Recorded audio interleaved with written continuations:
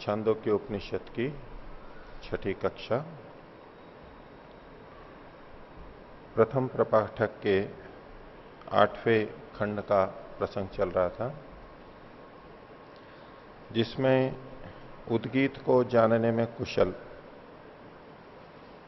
तीन ऋषि, तीन विद्वान आपस में बैठे और विचारा कि हम इसकी कुछ परस्पर चर्चा करते हैं। और उनमें से प्रवाहन जयबली ने कहा कि भाई पहले आप बोलो, मैं बाद में करूंगा, आपको लोगों की सुनूंगा मैं। तो वो तो चुप बैठ गए और बाकी जो दो बचे थे, एक तो शिलका शालावत्य और दालभ्य चकितायन, ये दो बैठे। तो इन दोनों में अब चर्चा चलनी थी। उनमें से एक ने कहा, तीसरा वाला पाखंड देखेंगे, प्रवाक सह शिलक शालावत्य चैकितायनम दालभ्यम उवाच। चैकितायन चिकित का पुत्र है और दल्भगोत्र है दालभ्य, उसको बोला, हंतत्वा पृच्छा नहीं थी, मैं तुझसे पूछूं, मैं तुमसे पूछता हूं। फिर उन दो के बीच में चर्चा चलनी थी। तो एक चर्चा ये होती है कि एक बोल रहा है, दूसरा सुन रहा है, फिर दूसरा बोल रहा है, आपस में बस सुन रहे हैं। तो इनको तो सीधे सीधे जाना था, कुशल थे तीनों। उन्होंने कहा कि अच्छा मैं आपसे पूछता हूं इस विषय में। ठीक उसी बिंदु पे चर्चा करना चाहते हैं जो संदिग्ध होता है या ऐसा लगता है कि यहां ये व्यक्ति अटका हुआ होगा, तो सीधे उसी को पूछ रहे हैं। तो हंतत्वा पृच्छा नहीं थी, मैं तुमसे पूछता हूं या पूछूं, अनुज्ञा भी ले सकते हैं और पूछता हूं इस रूप में, मैं पूछूं। तो दूसरा बोला, यानी चकितायन दालभे बोला, पृच्छयति होवाच, पूछो। तो क्या पूछता है अगले में, देखिए, का सामनो गति रीति, साम की गति क्या है। गति से यहां पर साम का आश्रय क्या है, आधार क्या है। उद्गीत की चर्चा चल रही थी, उद्गीत के लिए करना चाह रहे थे, और उद्गीत में साम आ ही रहा है हमारे, ऊंचे ऊंचे गाते हैं उच्च स्वर से ये साम गान करने वाले, साम वेद वाले। बोले साम की गति क्या है, उसका आधार आश्रय क्या है। तो बोले स्वर इति होवाच, साम का आधार है स्वर। पीछे जो हम देख करके आ रहे थे, साम किस पे गाया जाता है, ऋचा पे गाया जाता है, ऋच्यध्युडम साम गीयते। उस दृष्टि से साम ऋचा मंत्रों पे उन पे गाया जाता है, तो वो आधार बनते हैं, वो एक अलग दृष्टि से आधार है। लेकिन केवल साम के बारे में ये जो गान चल रहा है, उसका आधार क्या है, तो बोले स्वर उसका आधार है। अगर स्वर नहीं होगा तो गायन कैसा, ठीक ढंग से स्वर होना चाहिए। तो साम गान का भी आधार उसका अपना स्वर है, यानी उसका मुख्य भाग है, बिना स्वर के वो नहीं चलेगा। तो का सामनो गति रीति, तो उसने उत्तर दे दिया स्वर इति होवाच, स्वर है। उन्होंने कहा स्वरस्य का गति रीति, इस स्वर की क्या गति है, स्वर का आश्रय क्या है। बिना स्वर के साम नहीं हो सकता, और स्वर किसके बिना नहीं हो सकता, उसका आधार क्या है। प्राण इति होवाच, उसका आधार प्राण है। ये जो हम श्वास लेते हैं, वायु आती है, अगर ये नहीं हो तो स्वर कहां से निकलेगा, और स्वर नहीं हो तो सामगान कहां से होगा। तो इस स्वर का आधार भी प्राण है। प्राण हिति होवाच, उसका प्राणस्य का गति रीति, प्राण का आधार क्या है। ये जो प्राण का मतलब, ये जो श्वास बाहर निकल रहा है, इस रूप में प्राण है। यहां देखना, अब इसमें अर्थ यही निकलेगा। एक प्राण का मतलब हम श्वास सामान्य कोई भी ले लेंगे, कोई भी वायु। लेकिन बोला कब जाता है, जब वायु अंदर की तरफ लेते हैं या बाहर की तरफ लेते हैं, बाहर की तरफ लेते हैं तब बोला जाता है। प्राण और अपान के विषय में ये बात चलती रहती है। प्राण वायु कौन सी, जिसको हम अंदर लेते हैं, और पीछे भी बात आई थी, प्र मतलब प्रकर्ष रूप से वो ऊपर, और अपान यानी अपता नीचे की तरफ, अंदर जो लेते हैं उसको अपान और बाहर निकालते हैं उसको प्राण, ऐसा महर्षि दयानंद ने लिखा है। इसकी कितने लोग आलोचना करते हुए मिल जाएंगे आपको। ये महर्षि ने उल्टा लिख दिया यहां पर कि प्राण तो वो होता है जो अंदर जाता है, और महर्षि ने लिख दिया जो अंदर से बाहर जाता है उसको प्राण कहते हैं। तो प्राण सामान्य रूप से यहां किस प्राण की चर्चा है, प्राण शब्द से किसको अभिप्रेत किया जा रहा है, जो बाहर निकल रहा है, क्योंकि साम और स्वर की बात चल रही है। साम और स्वर के समय कौन सा किस तरह से श्वसन होगा, बाहर ही होगा। तो यहां प्राण शब्द निश्चय ही बाहर निकलने के लिए ही कहा गया है। किसी स्थिति में वायु मात्र को भी प्राण कह सकते हो, कह सकते हैं, ठीक है, वो मुख्य प्राण है, सब प्राणों का ग्रहण उससे एक से भी हो जाता है। अंदर जाना बाहर जाना, उन दोनों को भी प्राणायाम प्राण शब्द से कहते हैं, इसलिए प्राणायाम शब्द भी प्रचलित है। प्राण का नियमन करते हैं, संयमन करते हैं, उसको लंबा कर देते हैं, तो उसमें अंदर लेना और बाहर करना दोनों का ग्रहण हो सकता है, उसमें भी आपत्ति नहीं है। लेकिन प्राण शब्द बाहर निकलने वाले के लिए भी होता है, हो सकता है, वो हमारे को इससे एकदम स्पष्ट होता है, शास्त्र से पुष्टि होती है, और इसीलिए महर्षि ने ये लिख दिया होगा प्राण मतलब बाहर की तरफ जो जाता है। तो इनका स्वर की गति क्या है, स्वर का आश्रय क्या है, तो स्वर का आश्रय प्राण है। बिना प्राण निकले को कैसे स्वर बोलेगा, कोई प्राण को रोक ले बाहर ना निकाले तो स्वर नहीं निकल सकता। तो प्राण हिति होवाच, और प्राण से का गति रहती, प्राण की गति क्या है, प्राण का आश्रय क्या है, तो बोले अन्न प्राण का आश्रय है। अन्न कैसे है प्राण का आश्रय, कि प्राण को जब हम बाहर छोड़ते हैं, बाहर छोड़ते हैं तो उसमें बल लगता है, ताकत चाहिए हमारे को, और वो बल ताकत कहां से आएगी, अन्न से आएगी। आहार जो हम लेते हैं वो सब अन्न के अंतर्गत आ जाएगा, जिससे हमें ऊर्जा प्राप्त होती है। यानी बिना ताकत के ये बाहर नहीं निकल सकता, बिना ताकत के बाहर नहीं निकल सकता। हम सांस को अंदर लेते हैं बाहर निकालते हैं, अंदर लेते हैं बाहर निकालते हैं, किसमें अधिक बल लगता है, किसमें अधिक बल लगता है, अंदर लेने में या बाहर निकालने में। देखो दोनों उत्तर आ रहे हैं। आप में से कुछ अंदर लेने को बोल रहे हैं, कुछ बाहर लेने को बोल रहे हैं। जिंदगी हो गई हमारे को लेते हुए, सांस को हम लेते रहते हैं ना, किसमें बल लगता है, करके देख लीजिए। अंदर लेने में भी तो यूं कहोगे लगता है, और बाहर निकालने में भी लगता है कहेंगे, किसमें लगता है, दोनों में समान है। अब इसमें विज्ञान छुपा हुआ है, साइंस छुपी हुई है इसके। आधुनिक विज्ञान की दृष्टि से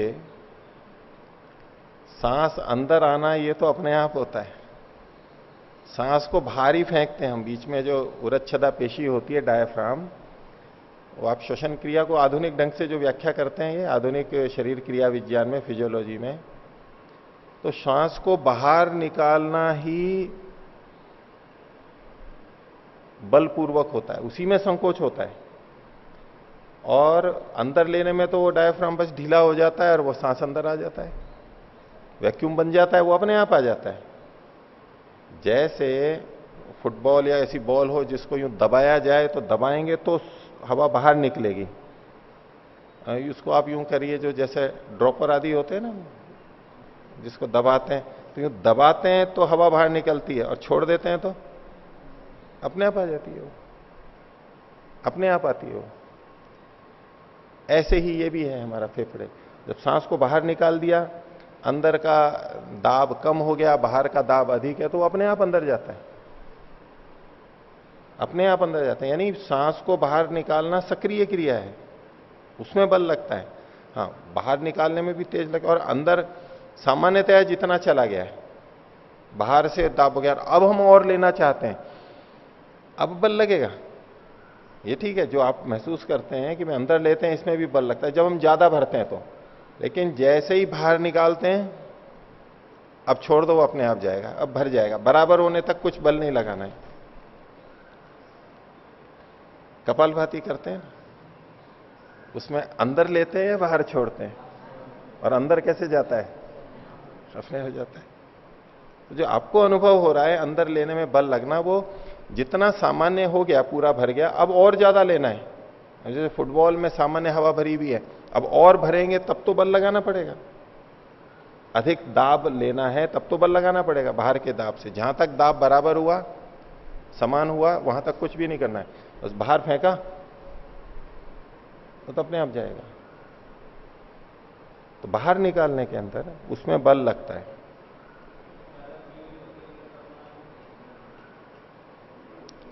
ज्यादा भरी हुई होगी तो निकल जाएगी, ठीक है, वो तो दाब अधिक है वहां पर।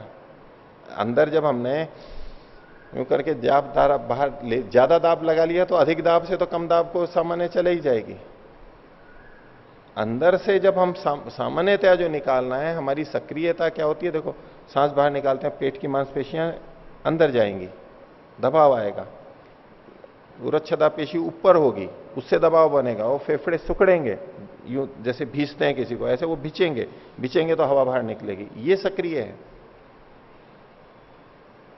ये अधिक इसमें बल अपेक्षा से लगता है। तो प्राण की क्या गति है, तो बोले अन्न है, क्योंकि इसमें बल लगता है, इसमें ऊर्जा खर्च होती है, और वो ऊर्जा अन्न से प्राप्त होती है। अगर अन्न नहीं होगा तो नहीं कर पाएगा। तो प्राण से का गति अन्नमिति होवाच। और अन्न से का गति, अन्न की क्या गति है कि धरती पर अन्न कैसे पैदा होगा, तो कहा आपह इति होवाच, बिना पानी के अन्न पैदा नहीं हो सकता। तो अन्न का भी आधार कौन है, जल है। पीछे पीछे जा रहे हैं एक दूसरे के। बोले अपाम का गति रीति, इस जल की भी क्या गति है, तो बोले असौ लोका इति होवाच, वह लोक, असौ दूर के लिए आता है, असौ शब्द दूर के लिए, उसके लिए, उस लोक से, असौ लोका वह लोक इति होवाच। फिर कहा अमुष्य लोक से क्या गति रहती, तो उस लोक की क्या गति है। उसका मतलब ये दूर वाला जो होता है, इसको हम सामान्य भाषा में परलोक भी बोल देते हैं। दूर का होता है ना, परे का, परलोक। इस जल की क्या गति है, बोले परलोक इसकी गति है, परलोक इसका आश्रय है। तो जल दूसरे लोक से ही तो आता है, ऊपर से गिरता है ना, दूसरे से, दूर से। एक मोटे ढंग से कथन है, ये जाता यहीं से है पर वो वहां से आ रहा है। तो नाम नहीं लिखा इन्होंने कौन सा है, तो असौ लोक इति होवाच। तो कहा अमुष्य लोक से क्या गति, इसकी गति क्या है, तो उन्होंने कहा न स्वर्गम लोकम अतिनयेत इति होवाच। तो उसने कहा कि स्वर्ग लोक से आगे की बात नहीं करते हम, स्वर्ग लोक सबसे अंतिम है, बस उससे ऊपर की कोई बात नहीं है, वो सबका आधार है। सुख का लोक है, स्वर्लोक है, वो सबका आधार है। ये उत्तर कौन दे रहा था, चैकितायन दालभे उत्तर दे रहा था। वो कहां तक पहुंचा कि जल की गति कहां है, तो वो लोक, परलोक, परलोक मतलब वो स्वर्ग के रूप में आ जाता है। तो जो यहां पर असौ लोक कहा, उसी के लिए कहा अमुष्य लोक से का गति, तो उसे कहते हैं न स्वर्गम लोकम अति नये दीति। तो ये जो स्वर्ग लोक है, ये असौ अमुष्य के संबंध में ही है, दूसरा कोई नहीं आएगा। असौ अमुष्य में सरनाम है, कुछ कहा नहीं है, लेकिन बोले स्वर्ग से ऊपर कोई गति नहीं होती, उससे आगे की कोई बात नहीं करनी। इसका मतलब है असौ और अमुष्य में ये स्वर्ग लोक को कह रहे थे कि जल की गति क्या है, उसका आश्रय क्या है, बोले स्वर्ग लोक है। तो न स्वर्गम लोकम अति नये, स्वर्ग लोक से ऊपर की बात मत पूछो, अब ये तो अंतिम चीज आ गई, इससे आगे मत जाओ। इति होवाच, क्यों, बोले स्वर्गम वयम लोकम साम, हम स्वर्ग लोक को ही साम मानते हैं। साम की ही तो बात चल रही थी ना, इसका आश्रय क्या है, इसका आश्रय क्या है, इसकी गति क्या है। तो बोले साम की गति कहां तक है, बस स्वर्ग उसका अंतिम है, उससे बढ़कर के और कुछ नहीं है। तो स्वर्गम वयम लोकम साम अभिसंस्थापयामा, इस स्वर्ग लोक को ही हम साम कहते हैं, साम से स्वर्गलोक की प्राप्ति होती है, बस ये अंतिम स्थिति आ गई। स्वर्ग संस्थावम ही सामयति, और साम जो है ये स्वर्ग की स्तुति करने वाला है, स्वर्ग के बारे में ही तो बताता है ये साम। उद्गीत जो बोल रहे हैं उसमें जो गान है, ये बस स्वर्ग लोक सुख के लिए ही बताता है, ये इसकी अंतिम गति है, यहां तक उसने बताया। इसके आगे वो कहा इससे आगे मत जाओ, इससे आगे नहीं बोल सकते आप कुछ। तो साम से, संगीत से क्या होता है, आनंद आता है, आनंद की प्राप्ति होती है ना, ठीक है। इसीलिए तो गायन किया जाता है, आनंद की प्राप्ति होती है, बड़ा आनंद आता है, बस यहीं तक इसकी गति है। भजन गाएंगे, ओम गाएंगे, बोले बहुत आनंद आता है, बहुत रस आता है, बस वहीं तक ही गति है उनकी। जानते शाम को हैं, गायन करते हैं, उद्गीत करते हैं, ऊंचे ऊंचे स्वर से बोलते हैं, स्वर से बोलते हैं, लेकिन किस लिए? ये बड़ा आनंद आता है, बड़ा अच्छा लगता है। क्रमशः करते करते लाए हैं, लेकिन अंतिम जो है वो स्वर्ग तक की बात है। तो जब ये सुना तो जो शिल शालावत्य था वो चकितायन को बोले, तो तम है शिल शालावत्य चकितायनम दालभ्यम उवाच, उनको कहा अप्रतिष्ठितम वही किलते दालभ्य साम, हे दालभ्य तेरा साम तो अप्रतिष्ठित है, स्थित नहीं हुआ है, अभी अंतिम तक नहीं पहुंचा है। तो शाम को तुमने पूरा जाना नहीं है, उद्गीत को पूरा जाना नहीं है तुमने, यहीं तक ही पहुंचे हो, अभी और भी ऊंची चीजें हैं। तुम अपने को समझ रहे हो कि मैं इसमें कुशल हो गया हूं, लेकिन ये तुम यहीं तक ही पहुंचे हो, कोई पूरी प्रतिष्ठा नहीं हुई है तुम्हारी, इसमें अंतिम स्थिति तक नहीं पहुंचे हो। आगे कहा यस्तु एतर ही ब्रूयात, अगर तुम भविष्य में ऐसा फिर बोलोगे, आज के बाद यदि तुमने ऐसा बोल दिया, आज तो माफ कर रहा हूं, ये भाषा अब कम बोलते हैं, फिर से कभी ऐसा बोल दिया तो आज के बाद यदि ऐसा बोल दिया तो ठीक नहीं होगा। ऐसे चलो चुनौती से दोष देख रहे हैं उसका, तुम यहीं तक ही पहुंचे और सोच लो कि मैं अंतिम तक पहुंच गया हूं, और शाम को और इसको यहीं तक का पहुंचा हुआ समझ रहे हो। तो यस्तु एतर ही ब्रूयात, अगर तुम आज के बाद ऐसा कहोगे तो, ये जो एतर ही शब्द है ये अनद्यतन अर्थ में भी आता है, अनद्यतनेर हिल अनतरस्याम। पाणिनि ने जो अनद्यतन जो होता है आज और कल, आज को छोड़ के भूतकाल भी हो सकता है, भविष्य भी हो सकता है, यहां संदर्भ से भविष्य का अनद्यतन लगेगा। इदम शब्द से एतर ही, इदम और हिल आदि जो बनते हैं, उसके साथ में आगे अनद्यतन में, अनद्यतन हर अर्थ में हिल प्रत्यय विकल्प से होता है, उस संदर्भ में यहां पर अधिक संगत है। वैसे एतर ही मतलब अस्मिन काले, ये अर्थ ले सकते हैं। अब इस समय में तुम बोलोगे तो यहां तात्पर्य कैसा है, तुमने आज तो बोल दिया है, ये मैं तो माफ करने वाला हूं, तुम्हारे को क्षमा करने वाला हूं, कोई बात नहीं, मेरे सामने तो बोल दिया, लेकिन आज के बाद कभी ऐसा बोल दिया तो इस तरह की भाषा है। तो ये अनद्यतन काल को बता रहा है, भविष्य के। तो यस्तु एतर ही ब्रूयात मूर्धा ते विपतिष्यति, तेरा सिर गिर जाएगा। मूर्धा, मूर्धा तेरी सबसे ऊंचा जो भाग है उसको मूर्धा बोलते हैं। तो सबसे ऊंचा भाग यश के रूप में होता है, मूर्धा है, उसका सिर गिर गया। जैसे सिर झुकना बोलते हैं हम, उसका सिर झुक गया, अपयश के रूप में होता है, वो अपमानित महसूस कर रहा है, दिनहीन अनुभव कर रहा है। तो मूर्धा ते विपतिष्यति, तेरा सिर झुक जाएगा। आगे कभी बोला तो लोगों के बीच में तेरा सिर झुक जाएगा, गिर जाएगा। ये झुकना मतलब गिर जाएगा, यूं भी कह सकते हैं सिर तेरा कट के गिर जाएगा नीचे। अभी तो यहां ऊपर लगा हुआ है, सुशोभित है, वो कट के नीचे गिर जाएगा, यानी अपमान हो जाएगा तेरा, निंदित अर्थ में। यस्तु एतर ही ब्रूयान मूर्धा ते विपतिष्यति इति, गिर जाएगा। और बल्कि यूं और अब कह रहे हैं मूर्धा ते विपतेदिति, तेरा सिर गिर जाए, गिर जाएगा वो भी है, और बल्कि और जोर से कह रहे हैं कि गिरेगा तेरा सिर, गिर जाए। अगर तूने दोबारा ऐसा बोल दिया तो तेरा सिर गिर जाए, बहुत गलत बात बोल दी कि शाम को, उद्गीत को, उसके आश्रय को और उसकी अंतिम गति को तुमने उस लोक तक यानी स्वर्ग लोक तक ही मान लिया, पहुंचे नहीं हो पूरे तक। यहां तक बात हुई। तो इन दोनों में से कौन ज्यादा हो गया? शिलक शालावत्य जो है वो ऊंचा हो गया। तो जब ये बात हो गई तो चकितायन दालभ्य था, उन्होंने विनम्र हो गए कि भाई ठीक है, मेरे को तो जितना जानता था मैंने बता दिया। तो वो निवेदन कर रहा है 7वें में, हंता अहम एतद भगवतो वेदानीति, मैं ये चीज आपसे, आप आदरणीय से जानूं, मुझे जनाओ आप अब आगे की बात। मैं तो इतना ही जानता हूं, आगे का आप बताओ मेरे को। तो बोला कि विद्धि इति होवाच, बोले जानो, बोले मैं आपसे जानूं, तो बोले जानो। शिलक शालावत्य उसको बोला कि लो अच्छा जानो, चलो उसके आगे बताता हूं मैं तुम्हारे को। तो अमुष्य लोकस्य का गति रीति, उस लोक की क्या गति है? ये उस लोक का मतलब स्वर्ग लोक लिया था ना वहां पर, उस लोक को बोले उस लोक की क्या गति, उसका भी क्या आश्रय है? कहा तो अमुष्य लोकस्य का गति इति, तो बोले अयम लोक इति होवाच, यह लोक है। यह लोक मतलब ये पृथ्वी लोक, उसकी भी गति, उसका भी आश्रय कौन है? ये लोक है। अमुष्य दूर वाला और अयम मतलब ये पास वाला। तो स्वर्ग लोक में कोई कैसे ठहर पाता है?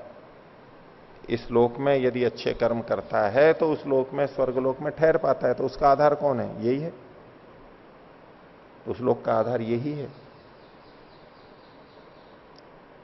अयम लोक इति होवाच।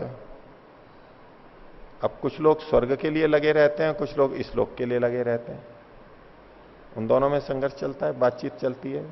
बोले तुम तो उसके लिए करते रहते हो, इसका कुछ पता ही नहीं है इस लोक का तुम्हारा।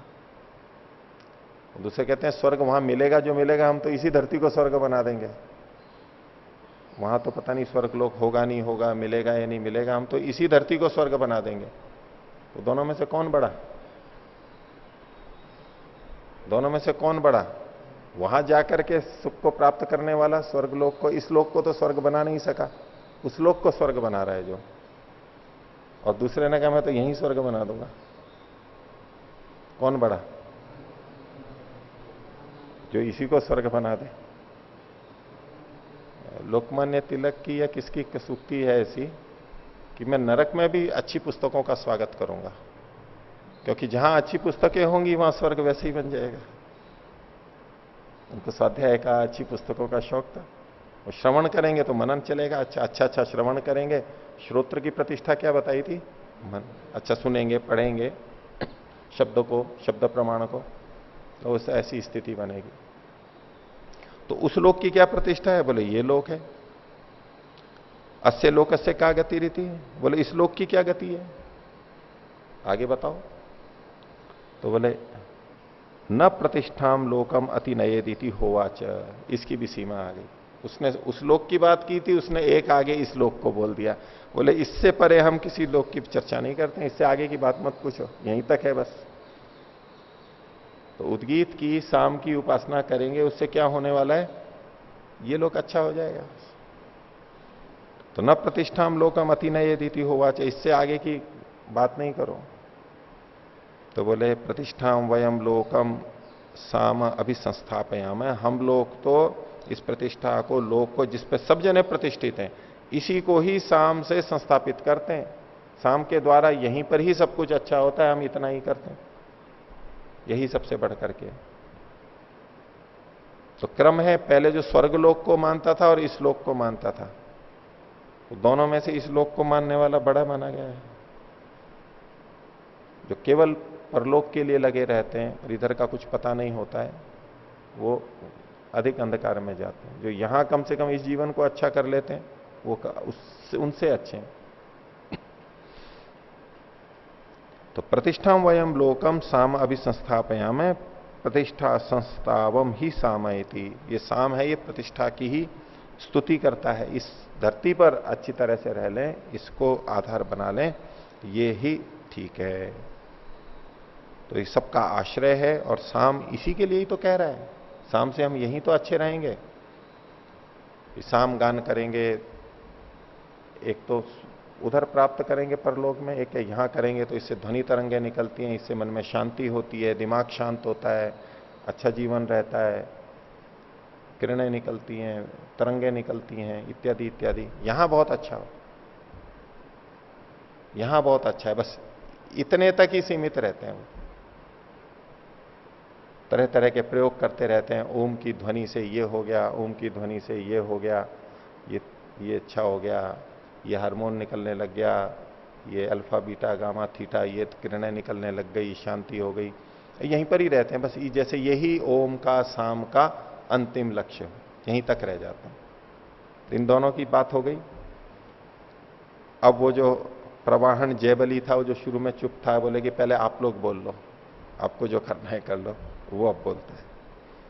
8वां, तमह प्रवाहनो जयबली उवाच, उसने कहा अंतवत वही किलते शालावत्य साम, हे शालावत्य तेरा साम तो अंत वाला है। इस तरह शाम की उपासना करोगे तो अंत में ही रहोगे, थोड़े से में ही रहोगे, तो ज्यादा ऊंचे नहीं जा सकते। अंत वाला है, यहीं तक ही जानते हो, हम पूरा नहीं जानते हो, तुम समाप्त हो गया तुम्हारा। यस्तु एतर ही ब्रूयात, और जो ऐसा बोलेगा वही दोबारा फिर कभी ऐसा बोल दिया तो मूर्धाते विपतिष्यति इति, मूर्धाते विपते दिति, उसी भाषा में उसको बोला। इसने कहा था दूसरे को, इसने उसको कहा कि तुम्हारा भी सिर गिर जाएगा आज के बाद कभी ऐसा बोल दिया तो, कि शाम की प्रतिष्ठा अंतिम स्थिति ये धरती है, यही लोक है, सिर गिर जाएगा, अपयश हो जाएगा। तो वो भी फिर चुप हो गया। बोले हंता अहम एतत् भगवतो वेदानी थी, ओहो तो मैं तो अब आपसे ही जानूं, फिर मुझे अनुमति दीजिए मैं आपसे जान सकूं। तो बोले विद्धि इति हो वाच, ठीक है जानो, कोई इसमें रुकावट तो थी नहीं, रॉयल्टी तो कुछ थी नहीं, और ना कोई फीस लेनी थी, ठीक है जानो।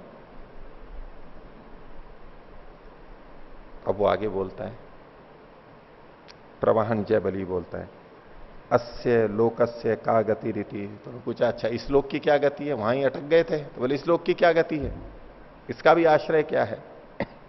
तो बोले आकाश इति हो वाच, बोले इसकी गति आकाश है। आकाश, अब आकाश का एक स्थूल अर्थ लेते हैं हम, अवकाश, खाली स्थान। अब ये पृथ्वी भी कहां घूम रही है, आकाश में ही तो घूम रही है। आकाश नहीं हो तो ये कहां घूमेगी, परिभ्रमण घूर्णन दोनों गतियां जो इसकी हो रही हैं, अगर आकाश नहीं हो तो कहां है, और अगर आकाश नहीं हो और ये गति ना करे वहीं की वहीं रह जाए तो क्या होगा धरती पर। अभी सूर्य के चारों ओर चक्कर लगा रही है, और यूं अपनी धुरी पे अगर यूं क्यों रुक जाए तो सूर्य के साथ घूमती रहे जहां जहां जाए, तो एक ही तरफ दिन रहेगा, एक तरफ पूरी रात ही रात रहेगी, एक तरफ गर्मी से परेशान हो जाएंगे, एक तरफ ठंडा हो जाएगा, जीवन ही नहीं चल पाएगा। जिस आधार पर इसको प्रतिष्ठा कहा, इस पे सब कुछ टिका हुआ है, वही समाप्त हो जाएगा। इसलिए आकाश इसका भी प्रतिष्ठा है, इसका आधार है। ये एक अर्थ कई जने लेते हैं, आकाश यानी अवकाश, या तो महाभूत वाला आकाश, वो भी इसी संदर्भ में ले सकते हैं, इसी व्याख्या में। लेकिन यहां आकाश का मतलब परमात्मा है, ब्रह्म है। इसकी जो प्रतिष्ठा है अंतिम, इस लोक की भी, इस पृथ्वी की भी, जिस पे सब टिके हुए हैं, ये जो प्रतिष्ठा है, इसका आधार भी वो आकाश है। कैसे कहते हैं, सर्वाणी हवा इमानी भूतानी आकाशादेव समुत्पद्यन्ते, ये जितने भी भूत हैं ये आकाश से ही उत्पन्न होते हैं। अब इसका पहला अर्थ तो वही चला जाएगा कि ये जो भूत है कौन से, आकाश को छोड़ करके बाकी के, अग्नि जल पृथ्वी, वायु अग्नि जल पृथ्वी, ये जो चार हैं, ये कैसे उत्पन्न होते हैं, आकाश, आकाशाद वायु, वायु और अग्नि, अग्नि रापा अद्वय पृथ्वी थी, ये जो क्रम है। तो एक तो ये अर्थ इसका लगेगा कि सर्वाणी हवा इमानी भूतानी आकाशादेव समुत्पद्यन्ते, एक बात। आगे कहा आकाशम प्रति अस्तम यंती, और आकाश की ओर ही अस्त को प्राप्त होते हैं। जब प्रलय होता है तो पृथ्वी जल में जल, अग्नि में अग्नि, वायु में और वायु आकाश में, विपरीत जो प्रतिप्रसव होता है, प्रत्यस्त होते हैं, लौट के वापस वहीं जाते हैं, ये विपरीत रूप से चलता है।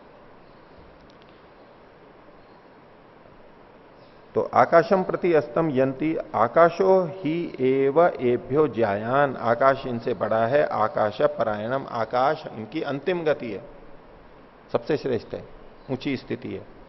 अब इस स्थूल आकाश को लेते हुए इसकी व्याख्या करेंगे तो ये संगत नहीं है।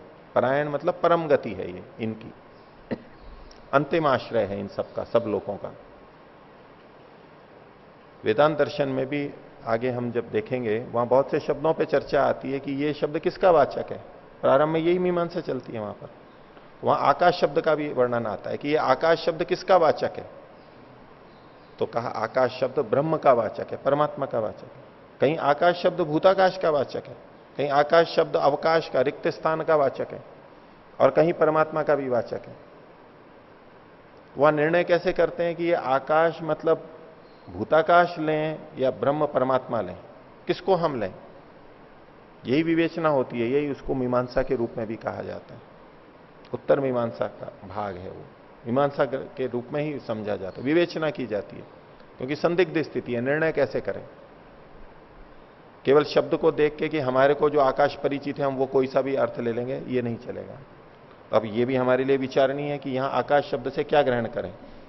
प्रतीति क्या हो रही है, भूतों से जो संबंध में, भूत जिससे उत्पन्न हुए, भूत जिसमें जाकर के लीन हो जाते हैं, तो ये भूत आकाश ही हमें प्रतीत होने लगेगा। देखते हैं आगे, इस पे चर्चा करते हैं। तो आकाश ही ज्यायान है, आकाश ही परायण है।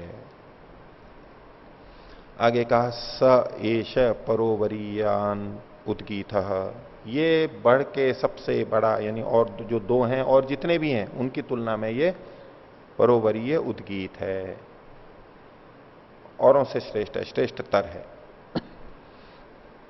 ये सुन प्रत्यय करके किया। स एषो अनंत परोवरीय ह अस्य भवति, स एषो अनंत, वह यह अनंत।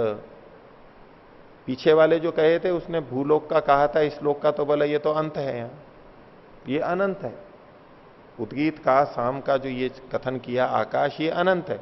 अब ये अनंतता हमारे को इस अवकाश में भी लगती है, भूताकाश को फिर भी हम छोटा मान लें, लेकिन एक दृष्टि से अनंत भी कह देते हैं उसको।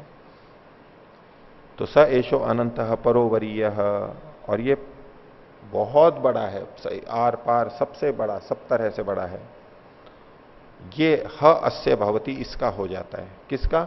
जो उद्गीत को इस आकाश के रूप में उपासना करता है, इसका अंतिम आधार जो आकाश को मानता है, वो उसके लिए ये जो उद्गीत है अनंत परोवरीय, वो इसका हो जाता है, इसका अपना हो जाता है। और उससे क्या लाभ मिलता है इसको? परोवरीय सो ह लोकान जयति, ये जो उद्गीत की उपासना करता है, ये बड़े बड़े और परे से परे, परे से परे जो और लोक हैं, उन सब लोकों को जीत लेता है, उनको प्राप्त कर लेता है, उनका लाभ उठा लेता है। यह एतद एवं विद्वान, जो इसको जानने वाला, परोवरीयांसम उद्गीतम उपासते, जो परोवरीय उद्गीत की उपासना करता है, उसको उपासना करता है, वो इनको प्राप्त कर लेता है, जो ये इसको बात को समझ लेता है। अब ये जो सारा वर्णन किया जा रहा है, ये अंतिम स्थिति का वर्णन किया जा रहा है। ये तीसरा था, तीन ही तो थे ना, इससे बढ़कर के और कोई नहीं है। तो यदि हम यहां भी आकाश तक ही अटक जाते हैं, भूताकाश तक अटक जाते हैं आकाश शब्द को लेकर के, तो ये भी अंत ही हो जाएगा। जैसे स्वर्लोक था, जैसे ये लोक था, ऐसे ही आकाश भी होगा, अंतर ही नहीं आएगा। लेकिन यहां इस वर्णन में, और ये जो अब और आगे भी खंड हम पढ़ेंगे, इसमें ये अंतिम स्थिति को बताया जा रहा है। और वो अंतिम स्थिति तो ब्रह्म ही हो सकता है, परमात्मा ही हो सकता है। इस आधार पर हम ये निर्णय कर सकते हैं कि यहां आकाश का मतलब ब्रह्म है, भूताकाश नहीं है, क्योंकि इसके आगे की स्थिति नहीं बताई गई। और बाकी सब जगह ब्रह्म को ही अंतिम स्थिति बताया है। उद्गीत कौन है? वो परमात्मा ही है, ब्रह्म ही है। तो वो अंतिम स्थिति को यहां पर आकाश शब्द से कहा गया, इससे पता लगता है कि आकाश का मतलब ब्रह्म ही लिया जाएगा, भूताकाश नहीं ले सकते। बस यही मीमांसा हो गई, ये निर्णय हो गया यहां पर ऐसे। और आगे देखिए अंतिम स्थिति को बताने के लिए, अब ये परंपरा, ये तो इन्होंने चर्चा की, और इसके अलावा भी ऐसा होता रहा, चलता रहेगा।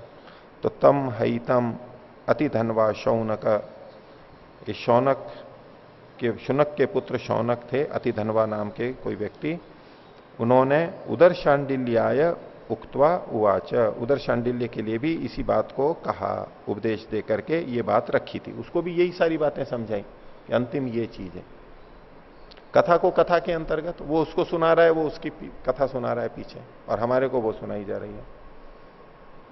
कई बार फिल्मों में भी करते हैं ऐसी, कोई आपस में दो जने बात करते होते हैं और वो पीछे चले जाते हैं कि ऐसी ऐसे हुआ था, वो पूरी घटना फ्लैशबैक में चली जाती है। ये इन्होंने भी कहा, इन्होंने उस घटना को सुनाते हुए इनको सुनाया आपस में।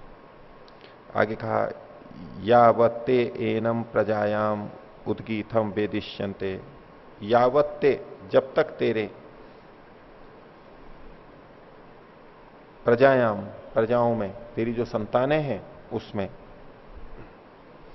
उदर शांडिल्य के जो संतानें हैं उसको कह रहे हैं, उदर शांडिल्य के। तो यावत्ते एनम उद्गीतम वेदिष्यन्ते, तेरी प्रजाओं में इस उद्गीत को जानते रहेंगे। इस उद्गीत को मतलब, उद्गीत का मतलब आकाश, ब्रह्म, ये तेरी प्रजाओं में जब तक जानते रहेंगे, ये सत्य ज्ञान, अंतिम ज्ञान जब तक पता रहेगा। परोवरियो ह एभ्यस्तावान अस्मिन लोके जीवनम भविष्यति, उनका इस लोक में जीवन परोवरीय हो जाएगा, बहुत श्रेष्ठ सर्वोत्तम जीवन उनका रहेगा, औरों से श्रेष्ठ जीवन रहेगा। अगर तेरी संतानें इस उद्गीत को इसी रूप में जानती रहीं कि ये उद्गीत का मतलब चरम लक्ष्य है, वो परमात्मा ही है, ब्रह्म ही है, उसी की उपासना कर रही हैं, तो इस लोक में तेरी सब संतानों का जीवन अच्छा चलता रहेगा। इसका तात्पर्य साथ में जुड़ा हुआ है कि जब तेरी संतानों में उद्गीत का मतलब ब्रह्म नहीं माना जाएगा, कुछ और मानने लग जाएंगे, तो उनका जीवन श्रेष्ठ नहीं रह पाएगा। और इस सबका सार किस रूप में कह दिया कि परमात्मा को स्वीकार करके चलने पर ही ये जीवन हमारा सर्वश्रेष्ठ हो सकता है। उसको छोड़ेंगे तो कितना भी कुछ कर ले, श्रेष्ठ हो ले, वो वैसा श्रेष्ठ नहीं बन सकता जितना परमात्मा को जानते हुए हो सकता है। साधनों की कमी होगी, उतनी न्यूनता तो फिर भी रहेगी, लेकिन साधन भी हैं और उद्गीत नहीं है, और एक के पास सारे साधन हैं और उद्गीत भी है, ब्रह्म भी है, तो उसका जीवन श्रेष्ठ रहेगा। वो ही सबसे श्रेष्ठ स्थिति है। इसकी तुलना ऐसे नहीं करने लगेंगे कि वो बिल्कुल दीनहीन है, ना औषधियां हैं, ना अन्न है, और उद्गीत साथ में है, तो क्या उसका जीवन श्रेष्ठ हो जाएगा? साधन जितने कम है उतनी तो हानि रहेगी उसको, फिर भी वो उसको सहन कर सकेगा। निर्धन लोगों में भी दो निर्धन व्यक्ति ले लेंगे, एक निर्धन व्यक्ति उद्गीत की उपासना कर रहा है, एक निर्धन व्यक्ति उद्गीत की उपासना नहीं कर रहा है, तो अब उन दोनों में उद्गीत वाले का, ब्रह्म को मानने वाले का जीवन श्रेष्ठ रहेगा। बाकी चीजें समान रख करके फिर उद्गीत, और उद्गीत का मतलब ब्रह्म जो उपासना करता है, उसका जीवन श्रेष्ठ रहेगा।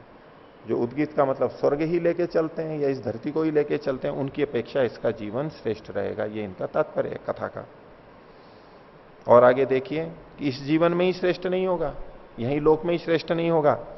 तथा अमुष्मिन लोके लोके थी, और उस लोक में, अमुष्मिन दूर के लोक में, लोक में, और दूर के और दूर के और जितने भी ऊंचे लोक हैं, उन सब में भी इसका जीवन श्रेष्ठ रहेगा, अगर उद्गीत के साथ ब्रह्म जुड़ा हुआ है, आकाश जुड़ा हुआ है। स य एतद एवं विद्वान उपासते परोवरीय एव ही अस्य अस्मिन लोके जीवनम भवति। तो जो इस प्रकार से विद्वान उपासना करता है, तो परोवरीय एव अस्मिन लोके जीवनम, जीवन का विशेषण दिया, ये परोवरीय नपुंसक लिंग है। ये पीछे शब्द आया था परोवरीयान, देखिए यहां पर परोवरीयान उद्गीत, यह एष परोवरीयान उद्गीत। परोवरीयान ये पुल्लिंग का रूप है, और आगे स एशो अनंत परोवरीय, अब यहां परोवरीयो लिखा हुआ है, जबकि एश पुल्लिंग आना चाहिए था, पर यहां सामान्य ने नपुंसकम मान करके परोवरीय ही है। स एश अनंत, इसी से पुल्लिंग का पता लग गया। तो अब परोवरीयान नहीं आया, जबकि आना चाहिए परोवरीयान। ऐसे प्रयोग होते हैं शास्त्रों के अंदर, परोवरीय। और उसके बाद में था परोवरीय सो ही ह लोकान जयति, परोवरीय सह लोकान, तो परोवरीय सह ये द्वितीय का बहुवचन है, बहुत सारे लोकों का परोवरीय, ये भी सामान्य रूप से, यानी नुम नहीं होगा, नपुंसकलिंगी मानेंगे, परोवरीय सह ऐसा मान करके द्वितीय बहुवचन मान के करेंगे। तो इधर जो लिखा है इन्होंने चौथे के अंदर, स य एतद एवं विद्वान उपासते परोवरीय एव ह अस्य अस्मिन लोके जीवनम भवति, इस लोक में उसका जीवन परोवरीय हो जाता है, औरों से श्रेष्ठ हो जाता है, अच्छा हो जाता है। जीवन का विशेषण है, तो परोवरीय नपुंसकलिंग में। तथा अमुष्मिन लोके लोके इति लोके लोके इति, और बाद के लोक में भी इति लोके लोके इति समाप्त हो रहा है, तो और लोक में उससे परे भी हो जाते हैं। आध्यात्मिक लोगों में और लौकिक लोगों में जब कई बार चर्चा चलती है, तो भगवान को मानने से क्या फर्क पड़ा आपके जीवन में, वो देखते हैं समान ही है। पीछे भी चर्चा रखी थी मैंने, ये भी ईश्वर को मानते हैं, हम ईश्वर को नहीं मानते, जीवन तो एक ही जैसा है। और परमात्मा को मानने से फिर वो कहते हैं नहीं, परलोक सुधर जाएगा, परलोक सुधर जाएगा। यहां तो सुधर नहीं पाया हमारा, बोले परलोक सुधर जाएगा। लेकिन ये कथन क्या कह रहा है, पहले कहा ये जीवन सुधरेगा तुम्हारा, श्रेष्ठ होगा, ऐसा हो नहीं सकता कि ये जीवन श्रेष्ठ ना हो ईश्वर को मानने वाले का। और परलोक तो सुधरेगा ही, लोक और ऊंचा, वो सारा का सारा सुधरेगा, लेकिन ये भी सुधरेगा।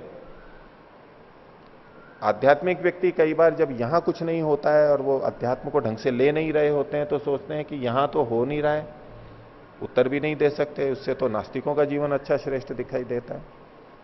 तो कहते हैं कि नहीं, यहां तो नहीं, ये तो आगे मिलेगा फल, इसका आगे मिलेगा। और भौतिकवादी उनकी फिर हंसी उड़ाते हैं, बोले यहां तो हुआ ही नहीं, आगे का तो क्या पता है। तो ये इस बात का एकदम स्पष्ट संकेत कर रहे हैं कि ये जीवन भी अच्छा बनेगा और ये जीवन अच्छा बनना ही चाहिए उसका। ऐसा कैसे हो सकता है कि परलोक तो अच्छा बनता जाएगा और यहां ब्रह्म की उपासना कर रहा है, ये जीवन अच्छा नहीं बन रहा है उसका।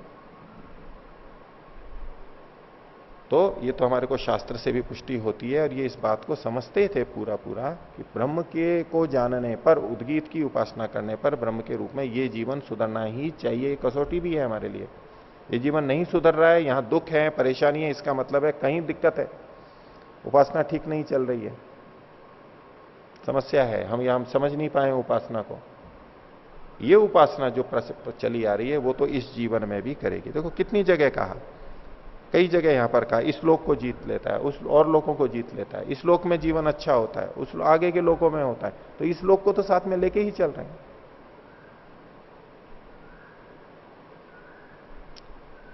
संसार से भागे फिरते हो, भगवान को तुम क्या पाओगे, एक गीत की पंक्ति है ऐसा।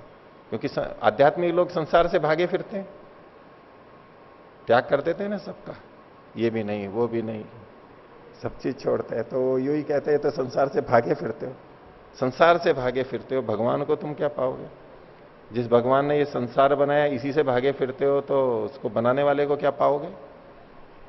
अब यहां इन्होंने पीछे सारी उपासना बताई ना कि सूर्य को मान लो, इस प्राण को मान लो, इस चक्षु को मान लो, अनेक तरह से उपासना की है, उससे भाग थोड़े रहे। यहां भी इसको पकड़ करके भी वहां तक पहुंच जाते हैं, भाग कहां रहे हैं ये।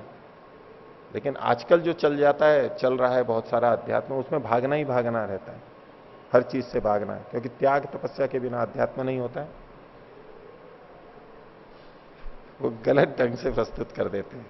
तो यहां भागने का नहीं है, लेकिन वो कहते हैं, इसलिए उन पे व्यंग है कि संसार से भागे फिरते हो, भगवान को तुम क्या पाओगे, इस लोक को तुम अपना ना सके, उस लोक को तुम क्या अपनाओगे। क्योंकि इस लोक से तो भागेंगे, उस लोक को अपनाएंगे जाकर के। तो आध्यात्मिक व्यक्ति का जो ब्रह्म का उपासक है वो तो इस लोक को भी अपनाएगा ही, उसका यहां भी ठीक रहेगा, आगे तो होना ही है अच्छा, यहां भी ठीक रहेगा। नहीं तो अपने में न्यूनता है ये मानना चाहिए, कुछ ना कुछ न्यूनता है। तो इसलिए कहा स या एतद एवं विद्वान उपासते परोवरीय एव ह अस्य अस्मिन लोके जीवनम भवति, इस लोक में उसका जीवन अच्छा हो जाता है। और तथा अमुष्मिन लोके लोके इति लोके लोके इति। ठीक है, कुछ पूछना है इसमें। तो अब इससे आप विवेचना कीजिए। देखो आकाश का मतलब यहां पर क्या, ये समाप्त हो गया, आगे तो एक नई कथा शुरू हो जाएगी।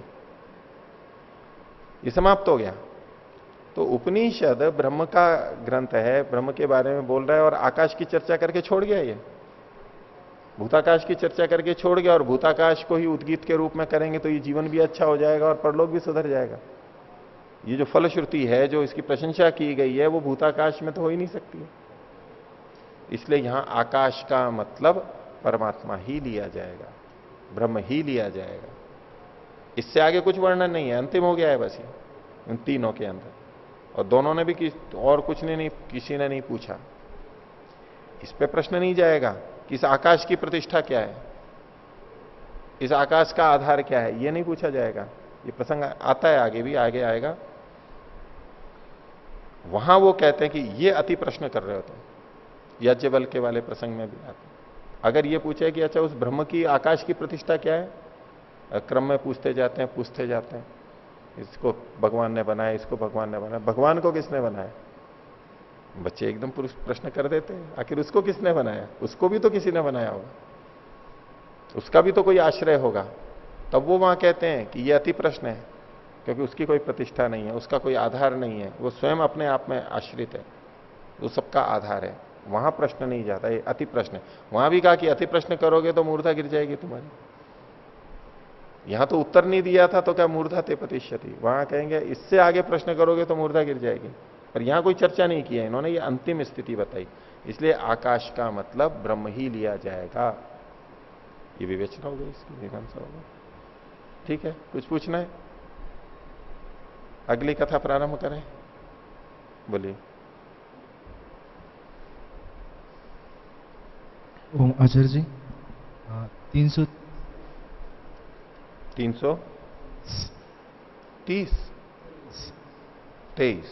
हाँ इसमें जो चौथा प्रभाग है, हाँ इसमें जो स्वरस्य का गतिरिति हाँ प्राण इतिह उवाच, तो यहाँ पर हमने प्राण का इस प्रकार देखे थे कि बाहर छोड़ने के लिए देखे थे, हाँ तभी हम स्वर का गति हो पाएगा। हाँ। क्या इसका हम अर्थापत्ति इस प्रकार नहीं देख सकते कि प्राण जब हम श्वास को अंदर ले पाएंगे हाँ तभी हम स्वर को भी बता पाएंगे, क्योंकि जब श्वास अंदर जाएगा हाँ तभी हम कुछ उच्चारण आदि भी कर सकते हैं। हाँ। और उससे पहले भी सांस को हम तब भरेंगे जब बाहर निकाल देंगे। यूं तो आप पीछे कहीं भी चले जाओ। लेकिन सीधा सीधा जो जुड़ा हुआ है स्वर के समय, तो बाहर ही तो निकालेंगे। आप पीछे ले सकते हो, उसका निषेध नहीं है, लेकिन यहां प्राण का मतलब तो सीधे सीधे बाहर निकालना ही लिया जाएगा। ये तो ठीक है, आप कह रहे हो कि भाई अंदर भी बाहर भी तब निकालेंगे जब पहले भरा हुआ होगा। तो अब ये निर्णय करना होगा कि प्राण का मतलब बाहर निकालने वाले को कहना चाह रहे हैं या अंदर लेने वाले को कहना चाह रहे हैं। तो स्वर के साथ में किसका संबंध है? सीधा साम स्वर कुछ गायन कर रहे हैं, उसके साथ में सीधा सीधा संबंध किसका है?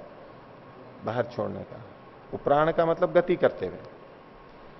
और शंकराचार्य जी तो जब ये स्वर शब्द का प्रयोग करते हैं वहां पर, यहां या दूसरी जगह पहले किया, तो नासिकास्थ प्राण, नासिका में स्थित, अभी चाहते हुए, पीछे एक बार आया था वहां उन्होंने, यानी वो बाहर निकलते हुए से उनका तात्पर्य, एक खासतौर से नासिका में स्थित के लिए वो बोलते हैं।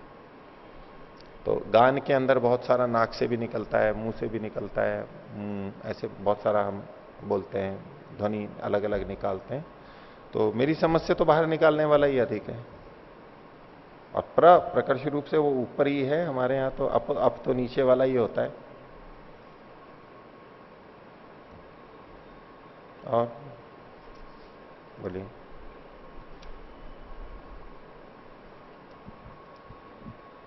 ओम। अगर ब्रह्म की उपासना करेंगे तो इस लोक में जीवन श्रेष्ठ हो जाएगा। अगर ब्रह्म की उपासना करेंगे, ब्रह्म की उपासना करेंगे तो उसका वर्णन आता ही रहता है। तो जैसे और दूसरे लोग भी बोल रहे हैं उसमें भी श्रेष्ठ हो जाएंगे, दूसरे लोगों में भी। दूसरे लोग कौन से? इस जन्म के बाद के जो जन्म है वो भी। परलोक को ये लोक मतलब एक तो होता है ये पृथ्वी, दो तरह से अर्थ लेते हैं इसका। एक तो होता है पृथ्वी, और पृथ्वी के बाद के जो लोक हैं, ऊंचे लोक हैं, जहां और अधिक अच्छी व्यवस्थाएं हैं। इस पृथ्वी से निचली अवस्थाएं भी हो सकती हैं, जैसे इस धरती पर भी अलग अलग स्थितियां होती हैं। तो ऐसी पृथ्वियां भी हो सकती हैं आज, जहां की अभी वैदिक राज्य हो, सारी व्यवस्थाएं बहुत अच्छी हों। अब यहां तो हम रोते ही रहते हैं, रोते रहते हैं ना, ये हो रहा है, वो हो रहा है, ठीक है। वो लोग रोते हैं जिनके खून ज्यादा होता है, खून ज्यादा होता है ना जिनके। अब ज्यादा खून है तो जलाना पड़ेगा ना उसके भी ना, तो फिर स्वस्थ कैसे रहेंगे? और मेरे जैसे जिनके पहले से ही खून कम है, उनको दिक्कत हो जाती है। फिर उनका तो खून ज्यादा है, उबल रहा है, तो वो तो और कोई उपाय नहीं है, तो जलाते रहते हैं अपना खून। ये हो गया, वो हो गया, दुखी मन ही रहते हैं। प्रवचनों में मुख्य विषय यही रहता है। तो ठीक है, उनका खून ज्यादा है जिनमें, वो जलाते रहें, लेकिन जिनका कम है उनका तो और कम हो जाएगा।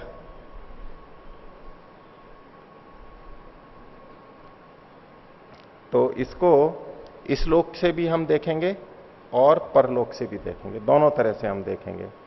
लोक का मतलब मैं दो तरह से अर्थ कर रहा हूं इसका। एक लोक ये कर रहा हूं कि ये धरती, ठीक है, और इससे अच्छे लोग भी होंगे जहां आपकी वैदिक राज्य होगा, वहां खून नहीं जलाना पड़ेगा। फिर गोहत्या हो रही है, जुआ खेला जा रहा है, शराब हो रही है, वैदिक संस्कृति का क्या होगा, वेदों का क्या होगा, ये सब रोना रोने की जरूरत नहीं है वहां पर। इसमें समय बिगाड़ने की जरूरत नहीं रही पड़ेगी। तो इससे अच्छा लोग होगा ना, जब पुण्यशाली होंगे तो वहां भी चले जाएंगे। तो एक तो ये धरती और इस धरती से जो अच्छे लोग हैं वो परलोक कहलाएंगे, ठीक है। दूसरा अर्थ क्या लिया जाता है कि ये लोग मतलब ये जीवन, ये जो हमारा जन्म चल रहा है ये एक लोक है। अब बोले इसका परलोक सुधर गया, और परलोक का मतलब अगला जन्म, वो अच्छा हो गया, अगला जन्म, अगला जन्म। तो दोनों ढंग से इसकी व्याख्या हो सकती है। तो ये लोग, ये जीवन अच्छा होगा और अगले जीवन भी अच्छे हो जाएंगे। कैसे होंगे? जो आप पूछ रहे हो कि भाई ब्रह्म को जानने पर, ब्रह्म की उपासना पर ये कैसे अच्छे होंगे, तो उसका ये कि परमात्मा को जानने पर उसके प्रति श्रद्धान्वित रहते हैं, उसके आदेशों का पालन करते हैं, उसके अनुसार जीवन चलाते हैं, कृतज्ञ रहते हैं, ये जो सारी चीजें हैं, और परमात्मा को न्यायकारी मान करके चलते हैं, परमात्मा सर्वव्यापक है इसलिए वो गलत कार्य नहीं करेगा, ये सब करके उसका जीवन अच्छा हो जाता है। यही तरीका है। यहाँ जो नीचे अर्थ किए तो आदित्य लोक किए, मुष्मिन लोक के यहाँ पे आदित्य लोक अर्थ किए हैं। हाँ, किया है, किया है। यहाँ पे श्रेष्ठ किस तरह देखेंगे आदित्य लोक में? आदित्य मतलब सूर्य। तो उन्होंने आदित्य किया है, जिसका न स्वर्गम लोकम अतिनयत, स्वर्ग लोक की बात है ये। ऊपर जो कहा ना असौ लोक अमुष्य लोकस्य, ये स्वर्ग लोक के लिए कहा है। वहां भले ही सर्वनाम है लेकिन बाद में स्वर्ग शब्द कहा है, तो उसको स्वर्ग से ही लेना चाहिए वहां पर, आदित्य की बात नहीं है। और वैसे भी इन्होंने अंतरिक्ष या आदित्य, और फिर नीचे अमुष्य लोक में कहा द्युलोक या आदित्य, तो अंतरिक्ष और द्युलोक ये भी गलत, अगर इनकी दृष्टि से भी देखें तो भी गलत हो गया, ये छपने में गलत हो गया है, लिखने में गलत हो गया है। क्योंकि द्युलोक, आदित्य को कहां मानेंगे हम? द्युलोक में मानेंगे, ठीक है। दूसरे अर्थों में आप कहें आपकी द्युलोक है जो प्रकाशित लोक हैं, जो ज्ञान से प्रकाशित हैं, वेदों का ज्ञान जहां पर है, लोग समझदार हैं, उस तरह से अर्थ ले लेंगे तो स्वर्ग लोक को भी आदित्य शब्द से कह सकते हैं। अब वो आदित्य मतलब ये आदित्य नहीं लेंगे, भौतिक प्रकाश वाला नहीं लेंगे, भौतिक प्रकाश वाला नहीं लेंगे, वो तो उसमें तो आपको प्रश्न ही बना रह जाएगा। ज्ञान से जो प्रकाशित है, जो सुख वहां आएगा जहां ज्ञान होगा, अविद्या नहीं रहेगी तो दुख नहीं आएगा, तो उस संदर्भ में वहां पर लेने। और यहां स्वर्ग कहा है तो हमें असौ और अमुष्य से वही अर्थ लेना चाहिए, स्वर्ग ही। आप आदित्य को स्वर्ग के रूप में सिद्ध कर सकते हो तो आदित्य ले लीजिए, नहीं तो वो नहीं लेंगे। इससे श्रेष्ठ वो एक अच्छा लोक, स्वर्ग का लोक। तो हमारे पास तीन तरह के व्यक्ति हो सकते हैं ना, जो शाम की उपासना करते हैं। कुछ लोग तो परलोक सुधर जाएगा, स्वर्ग की प्राप्ति होगी, इसलिए उद्गीत की उपासना करते हैं, साम गान करते रहते हैं, ठीक है, इस तरह के लोग मिलेंगे। कुछ लोग यहां संगीत का, साम गान का यही लाभ मिल जाए हमारे को, यही सुख मिले, ये जीवन अच्छा बन जाए, शांति रहे, इसको भी करने वाले मिलेंगे। लेकिन ये दोनों निचले स्तर के हैं। जो केवल स्वर्गलोक को ध्यान में रख के उद्गीत उद्गीत करता रहेगा, ओम करता रहेगा, और यहां का ध्यान नहीं रखेगा, वो सबसे निचले स्थिति में, उसका परलोक तो कुछ होना नहीं है, ये लोग भी गया इसका। दूसरे हैं जो कम से कम ये लोग तो अच्छा कर लिया उसने, स्वर्ग की भले ही नहीं कर रहा है, उससे ज्यादा अच्छा है ये। और जिसने उद्गीत से ब्रह्म को उपास लिया, उसका ये लोग भी अच्छा होगा और परलोक भी अच्छा होगा, ऐसा समझ सकते हैं। आगे चलें।